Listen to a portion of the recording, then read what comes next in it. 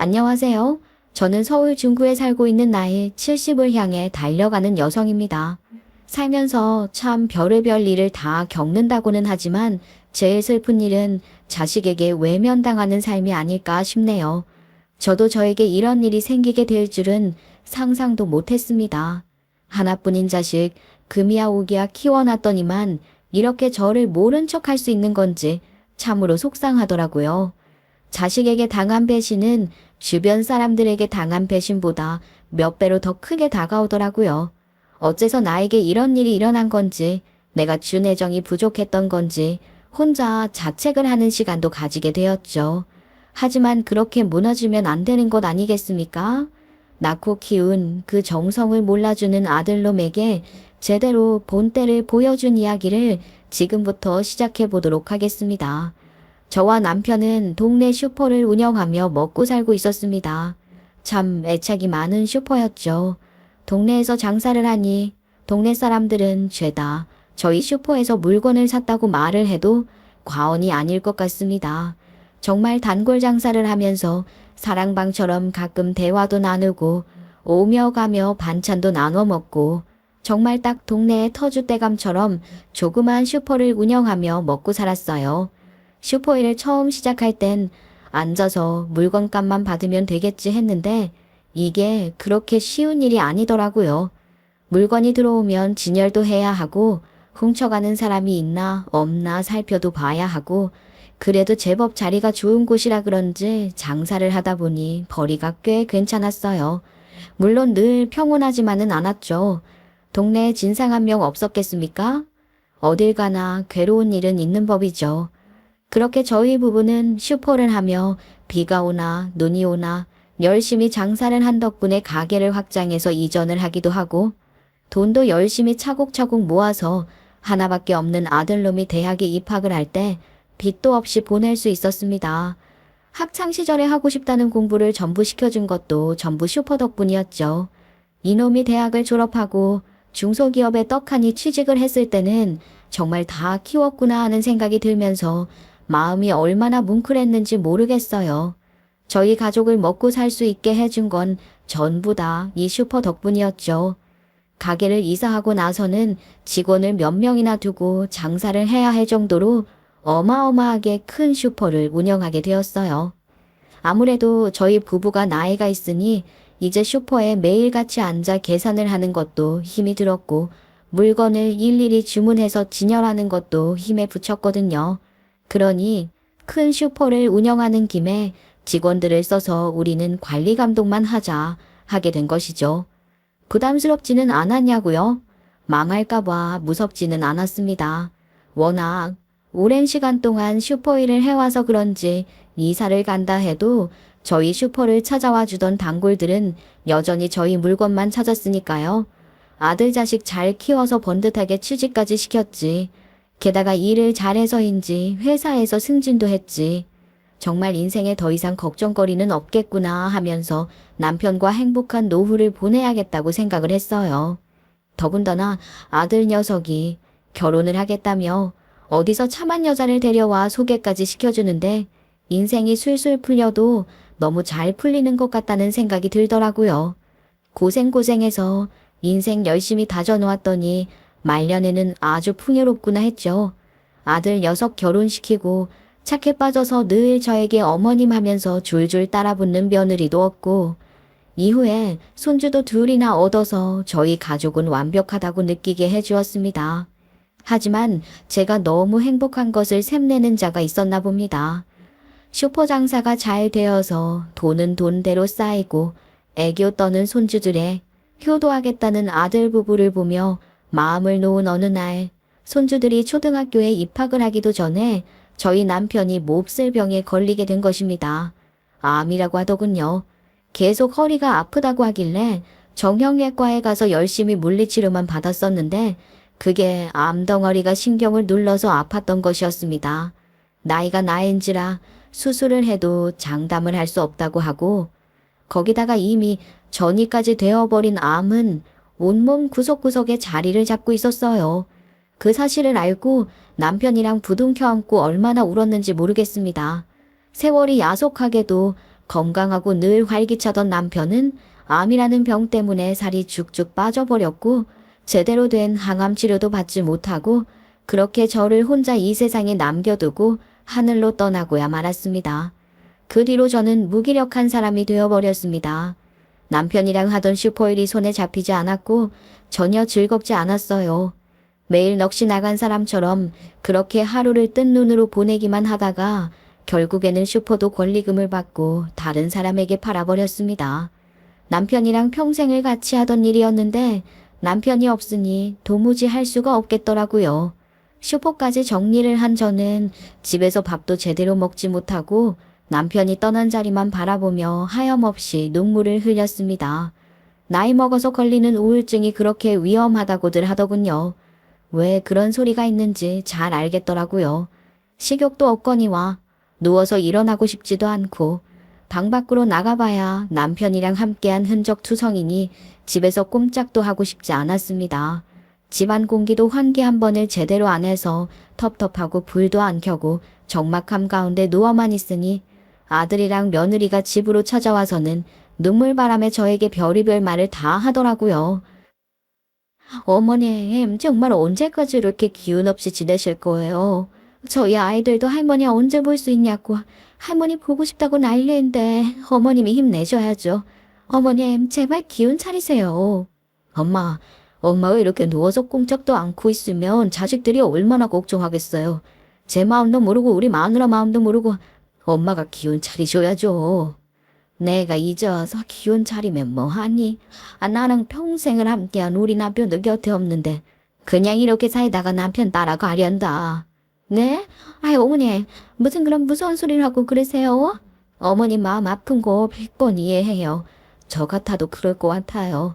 그래도 언제까지 하늘에 계신 아버님 생각하면서 힘들어만 할 수는 없잖아요. 그걸 정말 아버님이 바랄 것 같으세요? 이러다가 줄초상 치르겠다고요. 엄마, 제발요. 엄마까지 이러시면 어떻게 살아요, 저는? 네? 그러지 말고 저희랑 같이 힘내봐요. 저도 아픈 거 여전하지만 엄마까지 이러니까 힘들어할 시간도 없어요. 제발 일어나세요. 나 신경 쓰지 말고 너희나 잘 살아. 다 늙어서 내가 무슨 낙이 있겠니? 손주들 학교 가는 것도 보시고 결혼하는 것도 보셔야죠. 네? 어머님 관심을 어떻게 끊겠어요. 자꾸 이렇게 피죽도 못 얻어먹은 사람처럼 지내실 거면 저희랑 같이 살아요. 뭐라고? 같이 살자고? 합가는 무슨 합가야 이 나이에. 아유 됐어. 안사람이랑 말 다 끝냈어요. 저희가 여기 들어올게요. 우리 엄마 다 죽어가는 모습 나 절대 못 봐. 내가 옆에서 엄마 챙길게. 무슨 그런 말도 안 되는 소리를 하고 그래. 며느리가 불편해서 안 된다. 싫다. 다 늙어서 짐짝이 되고 싶지 않어. 짐짝이라니요 어머님. 그런 말씀하지 마세요. 어머니 저희 고민 끝에 내린 결정이에요. 이렇게 어머님이 우울하게 계시는 거 못 보겠어요. 저희랑 같이 살면서 북적북적하게 기운 차릴 수 있도록 노력해봐요. 어머님랑 가까우면 저희도 좋아요. 애들한테도 좋고요. 애들도 가끔 봐주시고 해주시면 얼마나 좋겠어요. 정말 그렇게 생각하니? 나랑 같이 살아도 불편한 거 하나 없겠어? 당연하죠. 엄마가 평생 나를 키웠는데 엄마랑 사는 게 왜 불편하겠어? 그동안 키워주신 은혜 이제는 효도로 보답할 수 있게 해주세요. 엄마 아니면 우리가 어떻게 지금까지 행복하게 살 수 있었겠어. 부탁할게요. 제발 우리랑 같이 살면서 마음의 쉼듦을 치료해 가요. 저는 솔직히 며칠을 고민했어요. 며느리가 너무나도 불편해할 것 같아서 말이죠. 말이야 같이 사는 게 뭐가 어렵냐 싶겠지만 막상 살다 보면 서로의 살림에 참견을 하게 되고 또 저도 나이가 있으니 제가 하는 말이 잔소리처럼 느껴질 수도 있잖아요. 착한 며느리가 속으로 끙끙 앓다가 병이 나는 건 아닌지 걱정이 되었죠. 그래서 그냥 아들 부부에게 가끔 가다가 얼굴 보는 것만으로도 충분하니 괜히 무리해서 같이 살지 말자고 말을 했죠. 그랬더니만 이놈들이 글쎄 저를 끈질기게 설득을 하더라고요. 엄마랑 같이 사는 거 아니면 의미가 없다나 뭐라나. 저는 정말 복 받았구나 하고 생각을 하게 되었죠. 제가 조금 힘들어한다고 같이 살자고 말을 해주다니 얼마나 감사한 일입니까? 남들은 합가하고 싶어도 아들 부부가 죽어도 싫다고 거절을 한다는 마당에 말년에 남편도 없이 외로이 사는 것보다 저도 북적하게 살고 싶은 마음이 있었어요. 혼자 있으니까 아무래도 지치긴 하더라고요. 아무것도 하기 싫고요. 누군가가 옆에서 잔소리라도 해주고 시끄럽게 굴어야 정신이 돌아올 것 같았죠. 게다가 저는 남편을 잃었지만 아들에게는 든든한 벽이 되어준 아버지를 잃은 거니 서로 위로하며 잘 살면 된다고 생각했어요. 그래서 결국 아들 부부의 끈질긴 설득 끝에 합가를 하게 되었습니다. 합가하겠다고 말을 하자마자 마치 미리 준비라도 했던 것처럼 바로 이삿짐을 저희 집에 옮기는데 일 진행이 빨라도 너무 빠르더라고요. 저는 졸지에 혼자서 집안에 쓸데없는 것들을 다 치우고 아들 부부네가 들어와서 살 수 있도록 방을 비워야 했어요. 정신없이 집안을 치우니까 또 뭔가 활력이 생기는 것도 같았죠. 그런데 그때까지만 해도 몰랐죠. 우리 아들과 며느리가 천사인 줄만 알았는데 아들 내외에게는 꿍꿍이가 있었다는 걸 말입니다. 글쎄, 합가 생활에 조금 적응을 하고 나니 저에게 돈 타령을 하더라고요. 저희 부부가 수십 년을 운영했던 그 슈퍼를 권리금 받고 팔았으니 돈이 저에게 꽤 있었거든요. 남편에게서 나온 보험금도 있었고요. 아들 내외가 저에게 그 돈을 달라고 하는 게 아니겠어요? 아이, 지금 나한테 그 돈을 전부 달라는 말이야? 유산해달라고? 벌써 징역까지 이야기를 하는 게야. 아이, 무슨 엄마 그렇게 말을 하면 내가 돈만 버는 호래자식 같잖아요. 그런 게 아니라 엄마가 관리하기 힘들 것 같으니까 내가 좀 맡아주겠다는 이야기죠. 어찌 합가를 하자고 한다 했더니 아이, 나한테 돈 때문에 같이 살자고 말을 한 거야? 증여를 빨리 받아놓고 싶어서? 아이, 엄마 그런 거 절대 아니라니까요. 합가를 하자고 한 건 정말로 엄마가 너무 힘들어 보이니까 우리 엄마 아프지 말라고 힘내라고 옆에서 같이 으쌰으쌰 하려고 한 거지. 절대 돈 때문 아니야. 맞아요, 어머님. 저희의 그런 마음까지 오해하지는 마세요. 진짜 진심으로 어머님 걱정되어서 같이 살자고 한 거였어요. 아유, 못 믿겠다. 갑자기 돈을 달라고 하니까 내가 믿을 수가 있겠니? 아이, 참, 엄마. 엄마가 그 큰 돈을 그냥 은행에만 넣어두고 있으니까 아까워서 그런 거지, 아까워서. 그 돈으로 조그만 투자를 하고 그러면 얼마나 큰 돈이 된다고요. 다 엄마 재산 불러주려고 저한테 잠시 맡겨두시라 이야기를 한 거죠. 그것도 그렇지만 어머님, 사실 이 사정이 요즘 좀 안 좋아요. 회사가 여기 팔린다 저기 팔린다 소문이 돌기 시작하더니 월급도 지금 몇 달치 밀려있고 그리고 요즘 좀 힘들어요, 어머님. 그래서 말인다, 어머님이 조금만 도와주시면 안 될까요? 여보, 그런 소리를 왜 해? 엄마 걱정하시게. 엄마한테 그렇게 말을 하면 정말 돈 때문에 합가하자고 한 거라고 오해받을 수밖에 없잖아. 엄마, 제 사정은 제가 알아서 해결할 거니까 걱정 마세요. 정말 엄마 재산 더 불릴 수 있어서 한 말이니까. 여보, 힘든데 어떻게 그럼? 어머님도 하실 건 하셔야지. 부모님이 다 언제까지 숨길 작정이야. 나중에 당신한테 큰일 나면 그때 말하려고? 그러면 너무 늦잖아. 이러다가 당신까지도 죽어버리면 나 어떡해. 어머님도 그때는 정말 더 못 산다고. 아니, 이게 갑자기 다 무슨 소리야. 아들놈이 징여를 해달랬다가 회사가 힘들다 했다가 누가 죽어? 왜? 우리 아들이 죽어. 이가 일단은 숨기자고 했는데 어머님도 아셔야 할 것 같아요. 이가 글쎄 암이래요. 뭐라고? 아이, 그게 정말이냐? 암이라고? 정말 하늘도 무심하시지. 저에게 무슨 일이 일어난 건가 싶더라고요. 우리 남편도 암으로 죽었는데 아들까지 암이라고 하니까 머리가 핑 도는 것 같은 기분이 들지 않겠어요. 세상에 정말 하늘도 무심하시지. 어떻게 제 남편과 아들에게 그 불결한 병덩어리가 생긴단 말입니까? 우리 남편이 암으로 얼마나 고생을 하다 허망하게 가버렸는지 옆에서 목격을 한 제 입장에서 아들까지 암이라고 하니까 정말 막막하더라고요. 어머님, 우리 남편 좀 살려주세요. 회사 사정이 안 좋아서 월급도 밀린 마당에 암까지 걸려서 치료비 나갈 거 생각하면 정말 막막해요. 우리 남편 어떡하면 좋아요, 어머님. 아니, 너는 숨길 게 따로 있지 이런 걸 숨기고 그래, 어? 네 아버지 죽은 게 언제라고 이런 걸 나한테 숨겨? 나한테 돈이 없는 것도 아니고 병 고치는데 필요하다고 그랬으면 전부 줬지. 돈 걱정하지 말고 얼른 치료부터 해라. 내 재산이 필요하면 가진 것 전부 다 줄 테니까 걱정 말고 치료받어. 엄마, 정말 죄송해요. 그리고 감사해요. 이렇게 저까지 떠나면 우리 엄마, 우리 애들, 우리 마누라 어떻게 되나 걱정했는데. 엄마, 정말 감사해요. 저 꼭 이겨낼게요. 치료받을게요. 그래서 건강한 모습으로 효도할게요. 어머님, 정말 감사해요. 어머님 덕분에 저희 가족이 전부 살아갈 수 있는 힘을 얻은 것 같아요. 어머니, 제가 평생 옆에서 효도할게요. 우리 남편 살려주셔서 감사해요. 아이고, 이 애는 당연한 소리를. 네 남편이기 전에 내 아들이다. 우리 아들이 아프다던데 내가 전 재산 다 쏟아부어서라도 고쳐야지. 그때까지만 해도 저는 제 자식에게 도움을 줄 수 있다는 현실에 너무나도 감사했습니다. 남편이 남기고 간 사망보험금에 슈퍼를 팔았던 돈까지 전부 다 물려주었어요. 제가 가진 재산 전부를 아들 부부에게 물려주었습니다.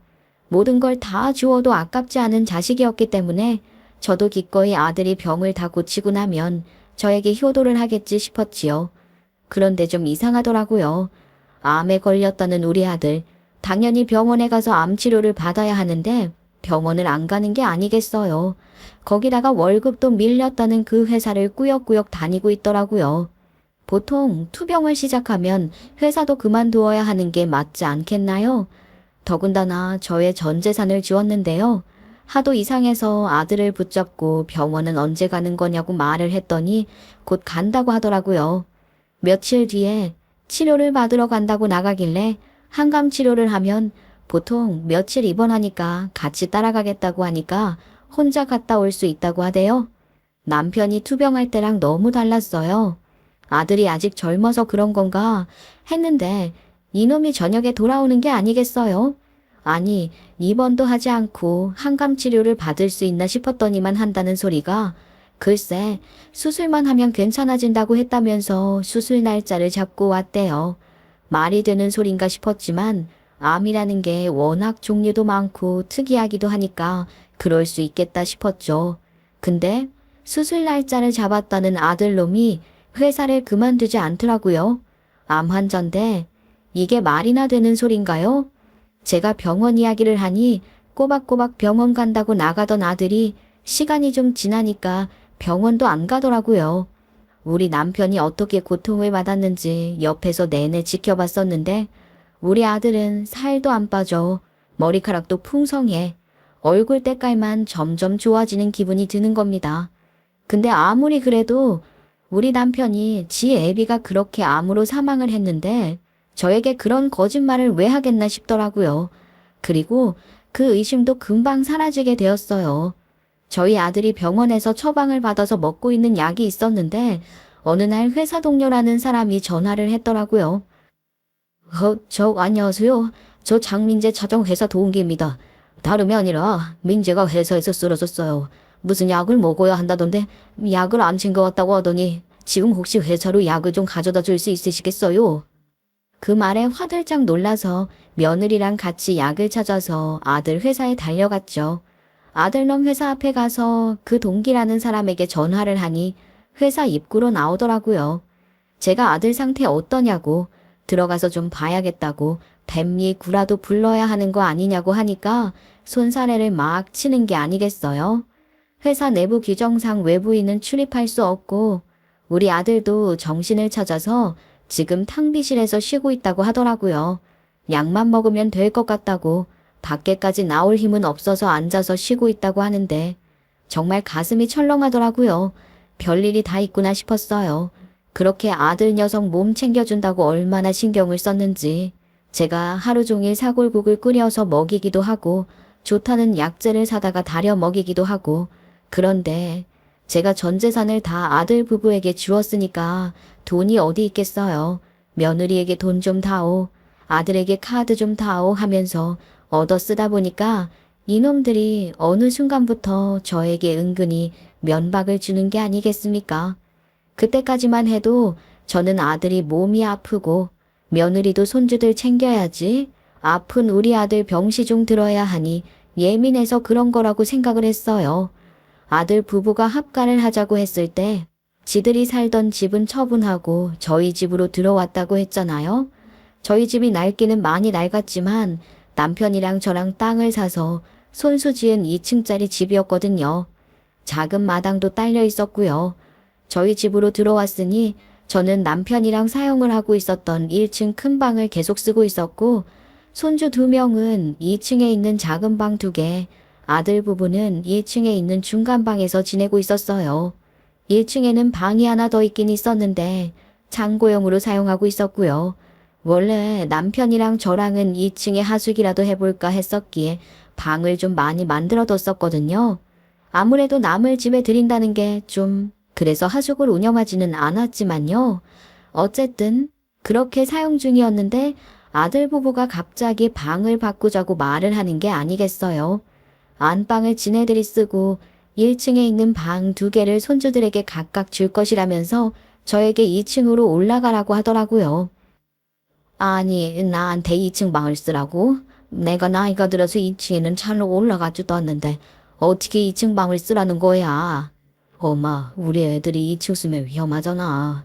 2층에 화장실도 없는데 애들이 야밤에 화장실 가고 싶다고 계단 내려오다가 넘어지기라도 하면 어떡해? 게다가 애들이 아직 어려서 자다가 무서우면 지 엄마 찾는데 2층에 있으면 들리지도 않고. 그러니 우리가 안방 쓰고 애들 1층에 있는 방 하나씩 주려고 하니까 엄마는 2층으로 가요. 창고방도 2층으로 옮기게. 이거 무슨 도둑놈 신부 아니야? 아니 안 돼. 나도 밤중에 화장실 가야 하는데 아니 나는 그럼 아니여마니? 참나 방 못 바꿔준다. 예? 엄마 이 집 내 집이야. 엄마가 나한테 전 재산 다 물려줘 놓고선 아니 아무튼 우리 부부가 그렇게 결정 내렸으니까 우리 뜻에 따라주면 좋겠어요. 그 말을 듣는데 정말 황당하더라고요.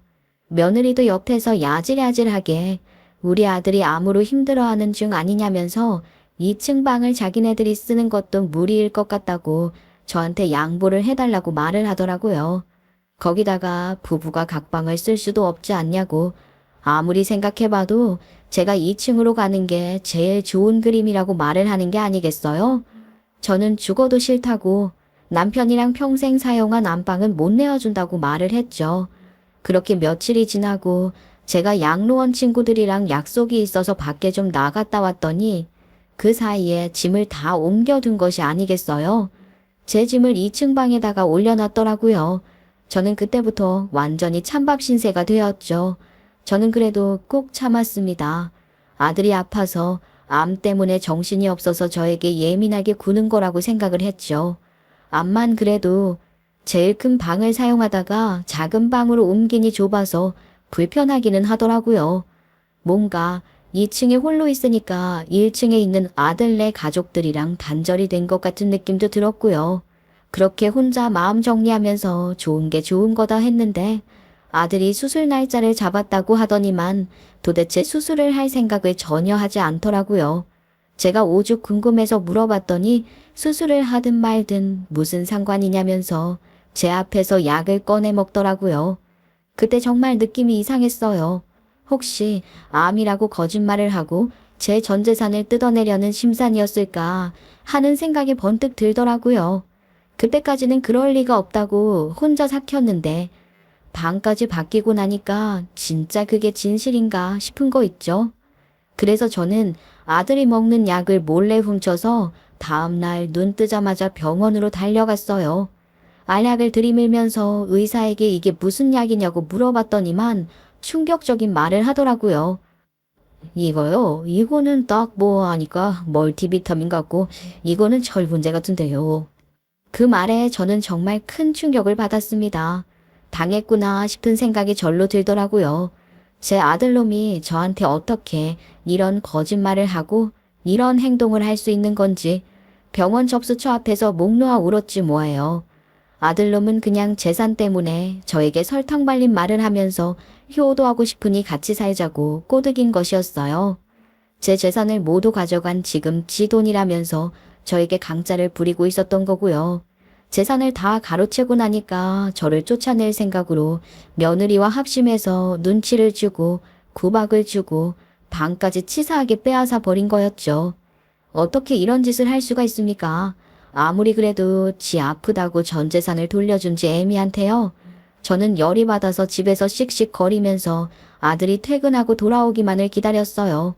방에 그렇게 틀어박혀 있는데 며느리고 손주들이고 방을 한번 찾아오질 않더라고요. 이것들이 정말로 내 재산만 노린 거구나 하는 걸 깨달았죠. 아들이 퇴근하고 오자마자 1층으로 내려가 신발을 벗고 들어오는 아들의 뺨을 있는 힘껏 때렸습니다. 엄마 뭐 하는 짓이에요? 미쳤어요. 미쳐. 그래 미쳐버렸다. 이 망할 자식아. 너 아프다는 거 다 거짓말이라며 나를 속인 거잖아. 네가 암 치료한답시고 내같이 처먹던 그이야. 전부 다 영양제도만. 감히 네가 나를 속여먹어? 내 재산을 전부 가로채려고 나에게 암에 걸렸다는 거짓말을 해. 어떻게 아들놈이라는 게 엄마의 마음을 가지고 이용해 먹을 생각을 하냐? 어? 우리 남편이 네 애비가 암으로 떠나 힘들었을 때 나를 위로했던 네 놈이 암이라고 거짓말을 하면서 돈을 가로채는 게 이게 말이나 되는 소리야? 진짜 어떻게 알았대? 엄마, 그러니까 돈을 미리미리 좀 나눠주면 얼마나 좋아요. 좋은 사람이 잘못 아니야?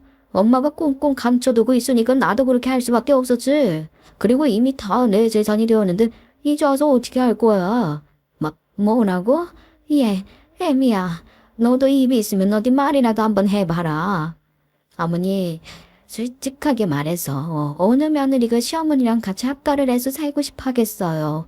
친정 엄마랑도 같이 살기 싫은데 시어머니는 더 하죠. 아휴, 이게 다 재산 때문에 그런 거였어요.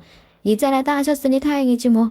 얼굴 마주하고 살기 힘들어 죽는 줄 알았는데 어머님도 이제 불편하시죠? 그래서 말인데 슬슬 나가주시는 게 어떨까 싶은데. 뭐? 나보고 지금 내 집에서 나가라는 소리야? 내가 어딜 가긴 어딜 가. 이 집이 내 집인데. 이게 왜 엄마 집이야? 내 집이지. 엄마가 나한테 전 재산 다 줬잖아. 그러니까 엄마가 나가는 게 맞지. 어디 원룸이라도 얻어줄 테니까 집에서 우리한테 용돈 더 쓸 생각 마시고 돈벌이 하면서 밥 벌어먹고 사세요. 요즘 노인들도 일자리 많다더라고. 기가 막혀서 저는 방으로 돌아와 그때부터 끙끙 앓았어요. 그런데 더 기가 막힌 것은 이것들이 다 까발려졌으니 정말 저한테 나가라고 등을 떠밀더라니까요. 아들이 집 얻었다면서 저에게 당장 나가달라고 말을 하는데 그놈이 원룸이랍시고 잡아준 곳은 고시원이었어요. 고시원 문 앞까지 끌려가 황당해서 눈물도 나오지 않아 멍하니 서 있는데 며느리가 그러더라고요. 어머님, 이 정도면 감지덕지인 줄 아세요. 어디 노인들 모아둔 곳을 버리지 않은 걸 감사하게 생각하시라고요. 도와드리는 건 여기까지가 끝이니까 그런 줄 아시고요. 저희들 다 앞으로 애들 뒷바라지 하고 편안하게 살려면 돈 모자랄 수도 있잖아요. 앞으로 어머님 생활비는 알아서 벌어서 사용하세요. 저는 정말 이성을 잃고 며느리의 머리채를 잡아채려고 달려들었으나 아들이 저를 확 밀치더라고요. 엉덩방아를 찍고 그 자리에서 고래고래 소리를 지르면서 너희가 어떻게 나한테 이럴 수가 있냐 항변을 했지만 아들 부부는 그렇게 저를 남겨두고 사라졌습니다. 저는 바로 발품을 팔아 공짜로 상담을 해주는 변호사를 찾아 만났죠. 제 사연을 줄줄이 이야기를 하니까 아들이 재산을 물려받는 대신에 저를 평생 모시고 살겠다고 약조를 한 각서가 있는 것도 아니고 아들이 암이라고 저를 속인 증거가 뚜렷한 것도 아니고 하면서 손 쓸 방법이 없다고 하더라고요. 아무리 아들, 며느리와 나눈 문자 메시지를 찾아봐도 암에 대한 이야기는 코빼기도 없었어요. 물질적인 증거가 하나도 없었기에 저는 그대로 고시원에 버려지게 되었습니다. 저는 그때부터 이를 빠득빠득 갈았습니다. 복수를 해주고야 말겠다. 내가 사기를 쳐서라도 그놈들 재산을 다 가지고 와야겠다는 생각밖에 없었어요. 그래서 어떻게든 일을 해야겠다는 생각으로 노인 일자리를 알아봐서 일을 시작했습니다. 급여도 나름 괜찮고 저 같은 노인들도 할 수 있는 일을 구청에서 연결을 해주는 프로그램이 있더라고요. 세상에 이 나라 복지에 얼마나 감사했는지 몰라요. 공기업 같은 데서 자빌하는 그런 일이었습니다. 물론 현장에서 일을 해야 해서 힘들기야 했지만 그래도 악으로 깡으로 버텨야 한다는 생각에 누구보다 열심히 일을 했어요. 이 못된 것들이 고시원 비용도 내주지 않더라고요. 제가 정말 병신이지요. 병신이에요. 어떻게 그 말에 홀라당 넘어가서 재산을 전부 넘겨버렸는지. 그 연놈들이 자식의 탈을 쓰고 몹쓸 짓을 한 것이지만 제일 멍청한 건 저 아니겠어요?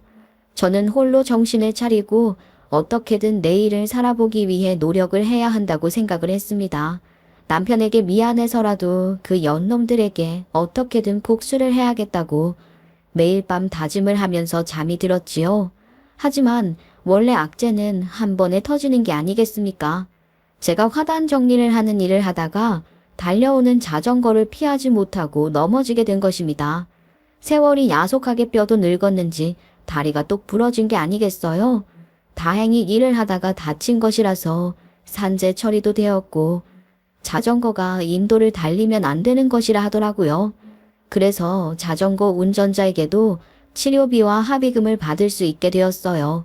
당장 일을 하지 않으면 먹고 살 길도 막막하고 다리 치료비도 없었는데 참 다행이었지요. 정부에서 나오는 노인연금으로 다리가 회복될 때까지 어떻게든 버텨야겠다 생각을 했습니다. 그런데 제가 합의금 받은 거랑 아낀답시고 병원에도 잘 안 가고 고시원에서 불편하게 버티니까 다리가 안 낫더라고요. 결국 병원에 갔더니 며칠 입원해서 고정을 시켜놔야 한다는 게 아니겠어요? 입원비가 걱정이 되었지만 당장 다리가 낫지 않으면 일도 할 수 없는 신세고 아무것도 할 수 없으니까 병원에 2주일 정도 입원을 하게 되었습니다. 그런데 병원비, 입원비 내고 나니까 돈이 없는 거예요. 주머니 탈탈 털어봐도 먼지만 나오더라고요. 결국 고시원 비용을 내지 못했고 저는 고시원에도 가지 못하는 길바닥 신세가 되었습니다. 결국 퇴원을 한 저는 오후 갈 곳이 없어서 아들네 집으로 찾아가게 되었어요. 현관문 비밀번호를 누르는데 틀렸다는 안내음이 나오더라고요. 저를 내쫓고 난 뒤에 비밀번호도 바꾸어 버렸더라고요. 제가 어쩔 수 없이 문 열라고 초인종을 계속 누르니까 그 문에 거는 체인 있지요. 그걸 건 채로 아들놈이 얼굴만 빼꼼 내미는 게 아니겠어요? 예, 문 좀 열어다오. 내가 사고를 당해서 다치는 바람에 치료비를 받고 퇴원을 하고 났더니 고시원 비용을 내지 못해서 침을 다 빼버렸더라. 오갈 곳이 없으니까 나 좀 들어가게 해주라. 아, 진짜 내가 우리 집에 2번 다시는 오지 말라고 고시원까지 얻어줬는데 지금 뭐하는 짓이에요? 동네 사람들 더 알겠네. 귀찮게 하지 마시고 그냥 내려가세요. 저쪽 내려가시면 저기 찜질방 하나 나온 거 아시죠? 거기서 하루 쉬시고 일자리 다시 구해보시던가. 그러면서 그 문틈 사이로 저에게 10,000원짜리 한 장을 툭 던져주는 게 아니겠습니까? 그거면 찜질방 비용 충분히 쓸 수 있지 않겠냐면서요. 저는 그 앞에서 너무 열이 받아서 표독스럽게 소리를 질러댔어요. 이 미친놈이 지금 뭐라는 거야? 내가 누군데 너를 낳아주고 키워준 애미다 애미. 아무리 폐륜이라고 해도 지 애미한테 이러는 법이 어딨어. 뭐 갈 곳이 없다니까 문 좀 열어달라니까. 내가 다쳤다고 이 일도 못한다고 이 망할 새끼야. 네가 이러고도 정복할 것 같아? 이 지옥으로 떨어져라 이 저주길로마. 제가 고성방가를 질러대니 이 연놈들이 글쎄 경찰을 부른 게 아니겠습니까? 어떻게 지 애미 재산을 다 빼앗고 아픈 애미를 집 밖으로 쫓아내더니만 경찰까지 부를 수 있는 건지. 저는 결국 경찰서에 끌려가게 되었죠. 거기서 진짜 눈물 콧물 쏙 빼며 제가 아들놈 부부에게 당했던 일을 상세하게 말을 했더니만 경찰도 난감해하더라고요. 제가 불쌍했는지 경찰들도 저를 위해서 어떻게 할 방법이 있는지 백방으로 알아봐 주겠다고 하고선 저를 찜질방까지 데려다 주더라고요. 10,000원짜리 덜렁 한 장 있으니 그게 마음이 좀 그랬는지 경찰관 하나가 며칠 지내시라며 계산을 대신해 주더라고요. 정말 아들놈도 저를 챙기지 않는데 남이 저를 챙겨주니 어찌나 고마운지요. 동네에 있는 찜질방이라서 제가 오랜 시간 슈퍼를 운영했으니 오며 가며 아는 사람도 참 많더라고요. 저에게 왜 여기서 이러고 있냐고 물어볼 때마다 사람들을 붙잡고 아들놈이 저에게 해온 짓을 낱낱이 일러 바쳤죠. 그런데 그 사람들이 무슨 도움을 줄 수 있었겠습니까? 그냥 아들 욕이나 같이 해주고 식혜나 먹거리 좀 사주더라고요. 그걸로 배고픔을 달래며 찜질방 주인의 온정 덕분에 며칠을 더 찜질방에서 지낼 수 있게 되었죠. 시간이 얼마나 흘렀는지도 모르겠더라고요. 밖에 나가지도 않고 찜질방에서 내내 지냈으니까요. 잠이나 자야겠다 싶어서 누웠더니 또 남편 생각이 나서 눈물이 줄줄 흐르대요. 숨죽여 울고 있는데 누군가 저를 툭툭 치는 게 아니겠습니까? 아는 사람인가 싶어서 고개를 돌려서 보니 우리 아들 또래 정도 되어 보이는 남자 하나가 저에게 물어보더라고요. 저 혹시 골목슈퍼 사장님 아니세요? 맞으시죠?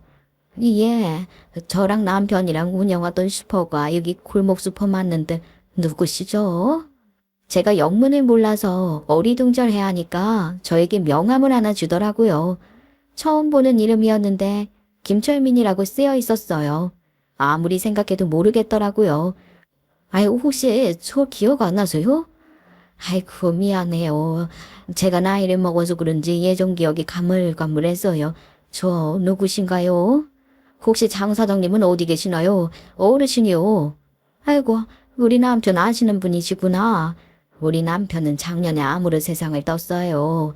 소식을 못 들으셨나 보네. 아, 제가 외국에 오래 나가 있었거든요. 제가 너무 늦게 찾아왔네요. 장 사장님을 꼭 배웠어야 했는데. 그나저나 우리 남편이랑 무슨 일이 있으셨나요?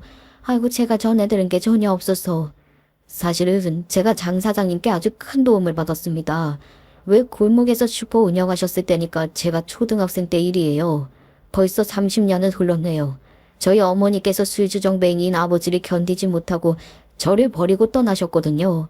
저는 술주정뱅이인 아버지와 단둘이 살았고요. 그렇게 말을 하니까 또 오래된 기억 하나가 스멀스멀 떠오르더라고요. 그때 당시에 초등학생이라고 하니 번뜩 기억 하나가 확 떠오르는 게 아니겠어요?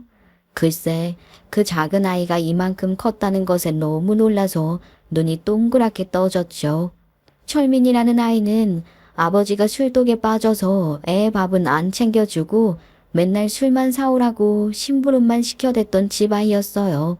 초등학생이니까 껌이나 사탕 같은 게 얼마나 먹고 싶었겠어요.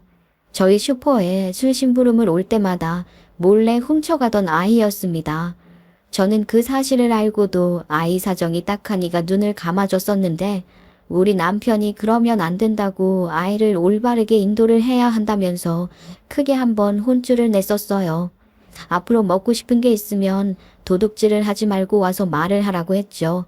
그 집 사정이 어떤지 동네 사람들은 다 알고 있었으니까 남편도 마음이 씌었나 봐요. 철민이에게 사정 생각하지 말고 사탕이든 껌이든 먹고 싶으면 그냥 주겠다고 했대요. 저는 몰랐어요.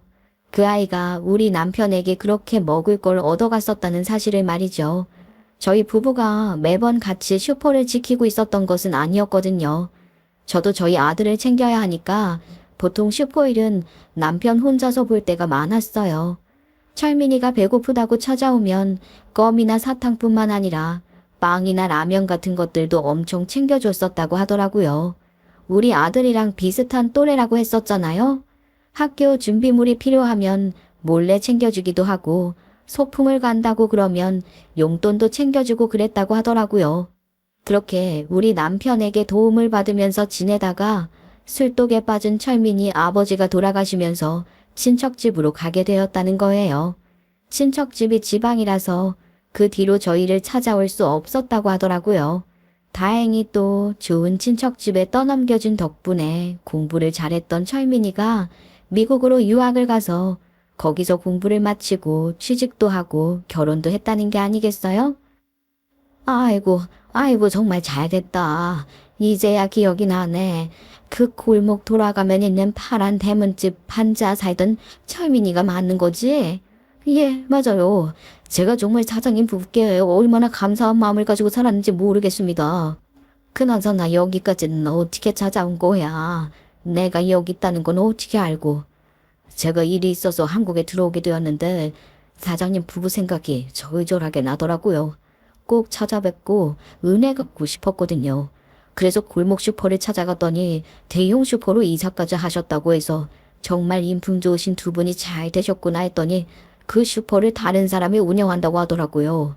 저한테 아직 이사 안 갔을 거라고 찾아가 보라고 해서 물어 찾아갔더니 글쎄 그 집에 사는 사람이 그런 사람 안 산다고 하지 뭡니까?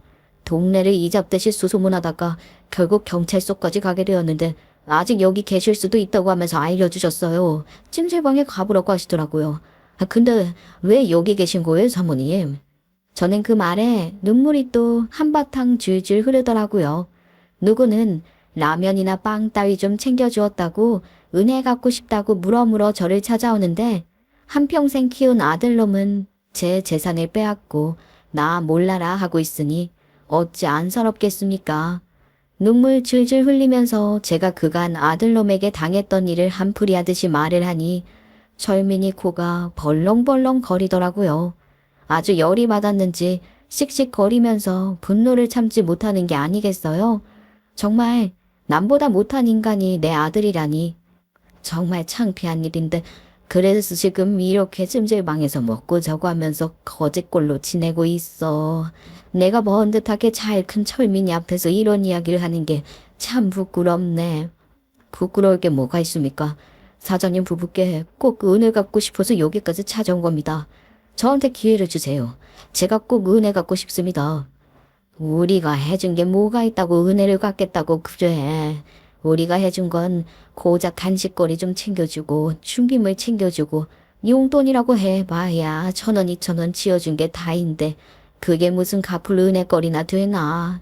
그냥 이렇게 번듯하게 잘 커서 찾아와 준 걸로 나는 기뻐. 모르실 거예요. 그 어린 나이에 차라리 고아원에 들어가는 게 낫겠다고 생각을 했었어요. 불우한 환경에서 매번 술에 취해 계신 아버지께 혼이나 나던 저를 친자식도 아닌데 감싸주신 건 사장님밖에 없었어요. 가족도 아닌데 가족처럼 생각해 주셨다고요. 저에게는 사장님이 아버지 같은 분이셨어요. 사장님 아니었으면 저 진짜 굶어 죽었을지도 몰라요. 친척집에 맡겨지기 전까지 제 인생에 가장 좋았던 기억이 사장님 슈퍼에 가서 빵 얻어먹으면서 조자해 떠들던 시간이었어요. 그러니 제발 저에게도 은혜를 갚을 수 있는 기회를 주세요. 저 정말 친척집에 맡겨졌을 때도 미국에 갔을 때도 사장님 부부 한 번도 잊은 적이 없었어요. 저는 철민이가 준 명함을 만지작거리면서 고민을 했어요. 염치도 없지만 지금 제 생활이 사람답지 못하니 이렇게라도 기대보고 싶다는 생각이 절로 들더라고요. 하지만 또 마음 한구석에 내가 이런 걸 부탁해도 되나 싶기도 했고요. 그렇게 명함을 뚫어지게 보고 있는데 회사 이름이 어디서 많이 본 회사 이름이지 않겠어요? 저는 헛소리를 절로 냈습니다. 그 회사는 바로 우리 아들이 다니고 있는 회사였어요. 그런데 직급이 CEO라고 되어 있는 게 아니겠어요? 저는 깜짝 놀라서 철민이를 쳐다봤죠. 아니, 이 회사는 우리 아들이 다니는 회사인데 CEO면 최고 높은 사람 아니야?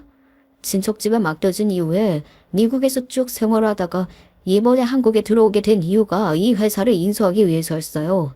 이 회사가 발전 가능성은 무궁무진한데 재정에 구멍이 있는지 도산이 길어서 인수를 했거든요. 그 망할 아들놈이 저희 회사 직원이라고요. 이거 참 인연이 기가 막히네요. 철민이가 미국에 있는 회사를 다니다가 사업을 한번 해보고 싶다 생각을 했던 찰나 회사 간부가 투자를 해줄 테니 한국 기업 하나를 인수해서 맡아보라고 했다는 겁니다. 그러니까 본인은 바지 사장일 뿐이라고 말을 하는데 이게 얼마나 대단한 일입니까? 아들놈이 다니고 있는 회사는 섬유 회사였었는데 이불이나 카펫 같은 것을 만드는 회사였었어요. 미국에서 요즘 한국에서 만든 섬유 제품들이 불티나게 팔린다고 하더라고요. 그래서 인수를 결정하게 되었다고 하더라고요. 미국은 바닥에 무조건 카펫을 깔고 산다나 뭐라나. 그러면서 회사 인수를 하느라 너무 바빠서 시간이 나질 않다가 이제는 인수 절차 다 끝나서 CEO 명함도 나왔고 시간적으로 여유가 되어서 저를 찾은 것이라고 말을 덧붙이더라고요. 정말 잘 됐네. 아들놈이 그 회사를 다니는 것도 아주 기가 막힌 우연이고 말이야. 그러니 내가 더더욱 철민이한테 뭔가를 바랄 수 없지 않겠나. 우리 아들이랑 연결고리가 있다는 걸 다른 사람이 알면 안 되지 않겠소? 우리 아들이 이용해 먹으려고 할 수도 있고. 그러니 더욱 잘 됐지요. 복수하고 싶으시다면서요. 제가 복수 제대로 해드릴게요. 털어서 먼지 하나 안 나온 사람이 어디 있겠습니까? 하늘이 저를 버리지만은 않은 것 같더라고요. 저는 정말 너무나도 감사한 마음이 들었습니다. 제 배로 낳은 아들이지만 처절하게 울부짖는 꼴을 봐야지 직성이 풀릴 것 같았거든요. 그 뒤로 철민이, 아니 김 사장은 회사 직원은 아들놈의 뒤를 캐기 시작했고 그 사이에 제가 지낼 곳이 없다는 것을 알았으니 찜질방에서 나와 본인이 지내고 있는 오피스텔에 들어오라며 방 한 칸을 내어주더라고요. 염치불구하고 그 집에 들어갔더니만 정말 좋아도 너무 좋더라고요. 고마운 마음에 집밥이라도 먹여야겠다 싶어서 정말 아들처럼 김 사장이 퇴근하고 돌아오는 시간이 되면 따끈한 밥상을 내어주었습니다. 저희는 그렇게 모자지간도 아니면서 끈끈한 정을 쌓았지요. 한 달여의 시간이 지나고 드디어 김 사장이 아들의 꼬리를 밟았다고 하더라고요. 그러니까 이 망할 놈이 제가 가진 재산을 다 가져가 놓고 그 돈으로 사치란 사치는 다 부렸다는 게 아니겠습니까? 며느리는 명품에 미쳐버렸고 아들놈은 글쎄 인터넷 도박에 미쳐버렸다고 하더라고요. 아들놈이 빠른 승진을 해서 직급이 꽤 높았는데 글쎄 이놈이 몰래 회사 돈까지 횡령을 하고 있었다는 사실을 알게 된 겁니다. 진짜 미친놈 아닙니까? 어떻게 간도 크지 회사 돈을 횡령할 생각을 다 한 건지 도박에 미쳐서 가진 재산 다 탕진하고 회사 돈까지. 근데 글쎄 기간이 길어도 너무 길더군요. 그러니까 저에게 재산을 가져간 것도 도박을 하기 위해서 그랬다는 것임을 알게 된 것이었죠.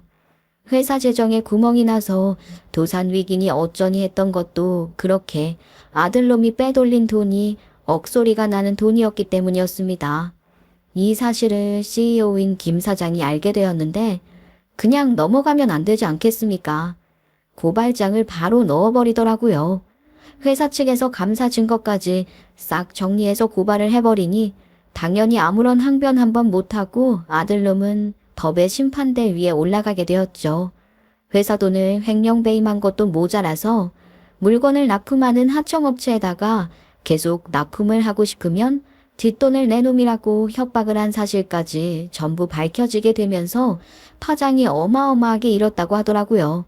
한 달 동안 감사팀과 함께 김 사장이 발 빠르게 뛰어다닌 덕분이었어요.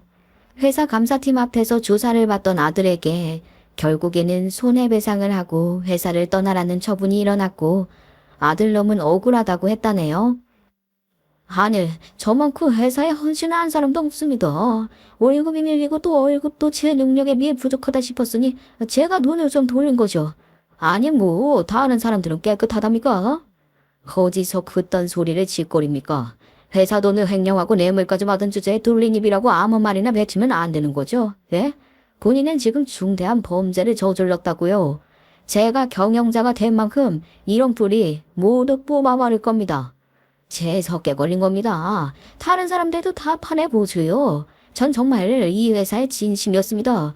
제가 매출을 얼마나 이끌었는데 애사심 또한 엄청나거든요.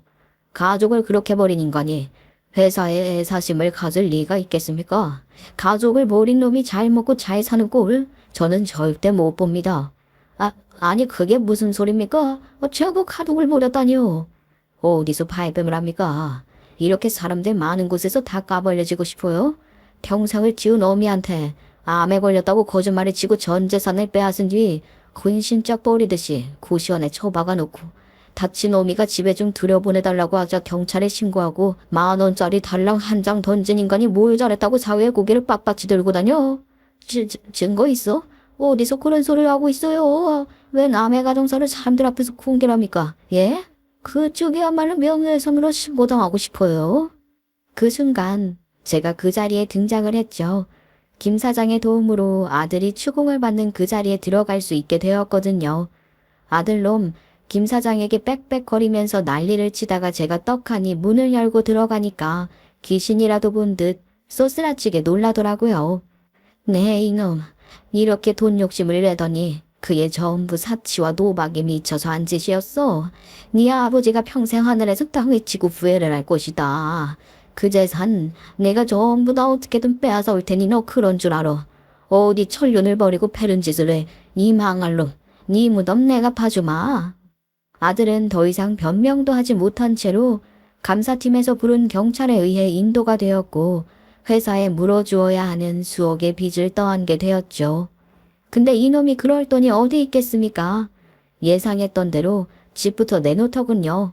그래도 마당도 있고 2층으로 된 집에다가 그 사이에 땅값이 덜어 올라서 값은 잘 쳐서 받았더라고요. 그러면 뭐합니까? 그 돈 전부 회사빚 갚는 데 써야 했는데 아마 수중에 3~4억도 안 남았을 것 같더라고요. 하지만 제가 거기서 멈추면 되겠습니까? 빼앗긴 재산이 얼마인데 저는 김 사장의 도움으로 아주 결정적인 증거를 얻을 수 있었습니다. 이놈이 글쎄 회사를 오랜 시간 같이 다닌 절친한 동기에게 입을 털었더군요. 저에게 암이라고 속여서 재산을 가로챘다고 말을 했던 그 증거가 회사 동기에게서 나온 겁니다. 그 동기 있잖아요. 회사에 약 들고 오라고 했던 그 동기. 그놈이 글쎄 아들놈이랑 같이 나눈 문자를 저에게 중겁니다. 자기가 그 연극에 동참을 해서 마음에 걸렸었다면서 죄송하다고 이게 도움이 되었으면 좋겠다면서 물론 이제 와서 김 사장 무서워서 잘리기라도 할까봐 아들놈 팔아먹는 거겠지만 저에게는 너무나도 필요한 증거니 홀라당 받았지요. 아들놈이 저의 재산을 빼앗기 위해 무슨 수를 썼는지 동기에게 약 가지고 와달라는 부탁을 하는 내용까지 전부 다 들어있었습니다. 저는 바로 김 사장이 선임해준 변호사를 통해서 재산 반환 소송을 걸었고 아들이 가지고 있는 돈의 전부를 되찾아올 수 있었습니다. 여기서 더 기가 막힌 것은 저랑 남편이 살던 2층 집, 그 집을 산 사람이 바로 김 사장이었다는 것이었지요. 미국 국적인 김 사장이 대리인을 시켜 구매했고 그 집을 저에게 주었습니다. 이게 얼마나 대단한 일인지 저는 당시에 감도 오지 않더군요. 이 집을 받으라고? 우리가 아무리 온종을 베풀었다 해도 이 집을 어떻게 받을 수가 있나? 아닐세, 나는 못 받네. 여기 사인만 해주시면 집 명의 사모님께 넘어갈 겁니다. 저희 변호사가 일 처리 하나는 끝내주거든요. 사모님 사장님이 저에게는 집보다 더 따뜻하신 분이었습니다. 그래서 제가 사모님께 이 집을 돌려드리는 걸로 은혜를 갚고 싶어요. 그러니 제발 받아주세요. 아이고, 내가 정말 염치불구하고 이 집을 받아도 되겠어? 그래야 아들 내외한테 끝까지 복수하는 거 아니겠습니까? 그 복수 마무리할 수 있게 도와주세요. 저는 그 말에 못 이기는 척 사인을 했고 집을 받았습니다. 말년에 저도 편안하게 제가 평생을 살았던 집에서 살고 싶었으니까요. 이 모든 일이 처리된 이후 아들놈은 수억의 빚을 갚느라 빈털터리가 되었고 별개로 횡령, 배임, 뇌물수수의 죄가 인정되어 감옥에 들어가게 되었습니다. 평생을 썩었으면 했지만 그건 또 아니더라고요. 그 뒤 그 집을 다시 되찾았고 아들놈에게 복수를 했다는 이야기가 동네의 소문처럼 쫙 퍼지게 되었죠. 그 어느 누구 하나 저에게 손가락질하는 사람 없더군요. 그렇게 며칠의 시간이 지나고 초인종 누르는 소리에 나가보니 거짓골을 한 며느리와 손주들이 집 앞에 무릎을 꿇고 있는 게 아니겠습니까? 황당하더군요. 어머님, 정말 잘못했어요. 그이 가진 돈 다 빼앗기고 회사도 잘리고 감옥까지 들어가서 저희 오갈 곳이 없어요. 저희 길거리에서 노숙하고 있어요. 아이들만큼은 집에서 거야 하잖아요. 제발 저희 좀 받아주세요. 잘못했습니다. 제발 한 번만 살려주세요. 어머님 우리 아이들만이라도요. 저는 아주 안타깝다는 듯이 며느리를 바라보며 주머니에서 10,000원짜리 한 장을 꺼내 빌고 또 비는 그 손에 쥐어주었습니다. 저기 내려가면 찜질방 하나 있는 거 알지? 거기 가서 지내렴. 어떻게든 일자리 구해서 네 자식들 먹여 살릴 생각하고 말이야. 황당해하고 있는 며느리년의 얼굴을 보니 아주 통쾌하더라고요.